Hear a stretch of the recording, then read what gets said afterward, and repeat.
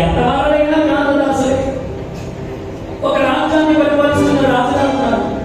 ఆ రాజ్యంలో అందరూ భార్య విధేయులైన, అందరూ భార్య మాట జబదాడకుండా ఉండేవారైన. రాజుగారు నెత్తి పట్టుకున్నారు, రాజుతో సహా. భార్య సిట్ అంటే కూర్చుంటాడు, లేదంటే లేస్తారు. అందరూ అట్లా భార్య మాటలు వినేవాడే. ఎంత బాగా నవ్వుతున్నారు కదా. ఇలాగే భార్య విధేయులై ఉన్నారు రాజ్యం మొత్తం. రాజుగారు నెత్తి పట్టుకొని ఒకనాడు రాజ్య సభ ఏర్పాటు చేశారు. ఎవరైనా ఒకడు మన రాజ్యంలో నిజమైన అచ్చమైన మగవాడు ఎవరైనా ఉండకపోతాడా, భార్య మాట వినేవాడు?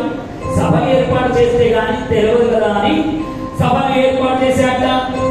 ఏర్పాటు చేసి ఇందులో భార్య మాట వినే వాళ్ళంతా చెయ్యొద్దండి అన్నారు. అందరూ చేయట్లేదు. మీరు ఎక్కడ లేదండి, నేను ఎత్తాను, నేను వినేవాడిని కదా.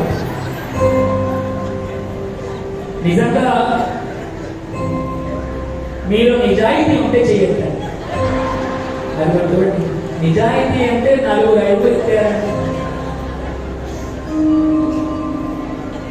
నిజానికి ఎందుకు భార్య మాట వినాలో మనం రుక్మిణీ కళ్యాణంలో చెప్పుకున్నాం. ఆఖరి రోజు ఎలా వినాలో, ఎందుకోసం వినాలో ఆ ఘట్టంలో మనకు ఆవిష్కృతం అవుతుంది. అమ్మ తత్వము, అమ్మ గొప్పతనం. ఇప్పుడు భార్య మాట వినే వాళ్ళంతా చెయ్యొద్దండి అన్నారు. అనగానే రాజుతో సహా అందరూ చెయ్యెత్తేశారు. రాజుగారు ఇలా ఇలా ఇలా ఇలా చూస్తున్నాడు. మూలకొక్కడు బాగా పక్క చిక్కిపోయి ఉన్నాడు, వాడు ఒక్కడే చెయ్యెత్తలేదు.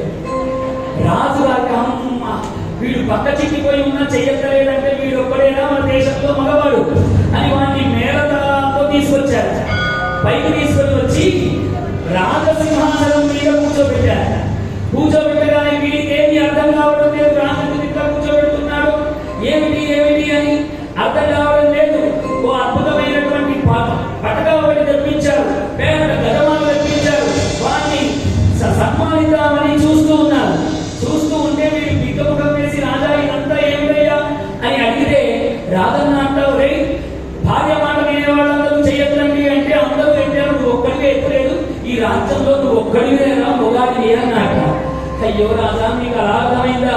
నేను ఆ చెయ్యొత్తాలన్నా మా భార్య అనుమతి కావాలండి. అందుకని చెప్పారండి, ఎంత వారలైనా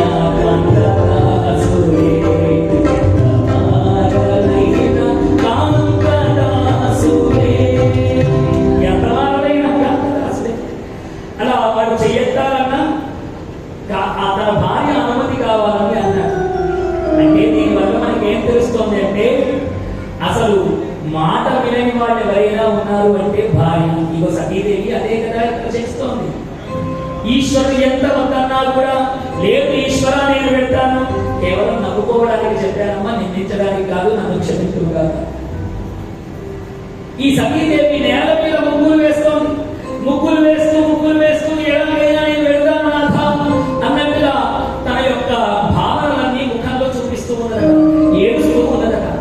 ఇప్పుడు ఈశ్వరుడికి అర్థమైపోయింది, నేను వద్దన్నా వెళ్తుంది, పొమ్మన్నా వెళ్తుంది, కాబట్టి ఇంకా లాభం లేదు, నీ ఇష్టం సతీ అన్నట్ట.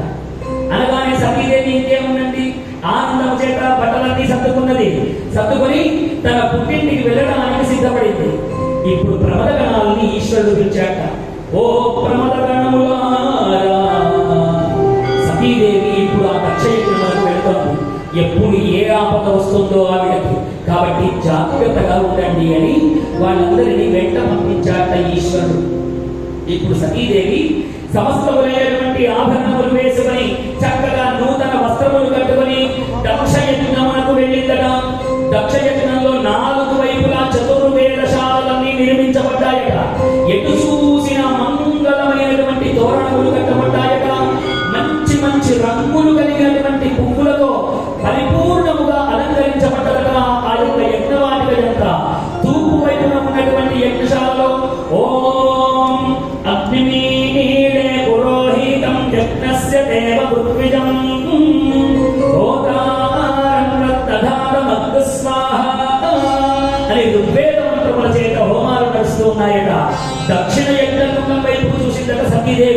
ఓం విషయత్వాజపస్థోపాజపస్థదేవో వత్సవిత ప్రాపయతు శ్రేష్ఠతమాయ కర్మణే స్వాహ అని యజుర్వేద మంత్రములతో స్వాహకారములు నడుస్తున్నాయట. పశ్చిమ హోమకుండం చూసిందట.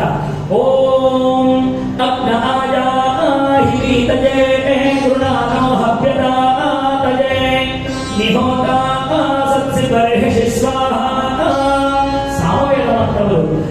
అలాగే ఉత్తర కుండాన్ని చూసిందట. షన్నో దేవీరభిష్టాయ ఆపో భవంతు పీతజే శక్యోరభిశ్రామంతు న స్వాహ అని అథర్వ వేద మంత్రములు. ఇలా 4 వేద కుండములు అగ్ని బ్రహ్మాండముగా వెలిగిపోతూ ఉన్నదట.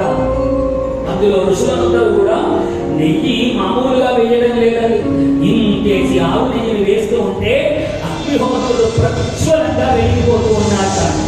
ఎందుకు అగ్నిహోత్రుడు ప్రజ్వలంగా వెలగాలి హోమకుండం చేస్తే?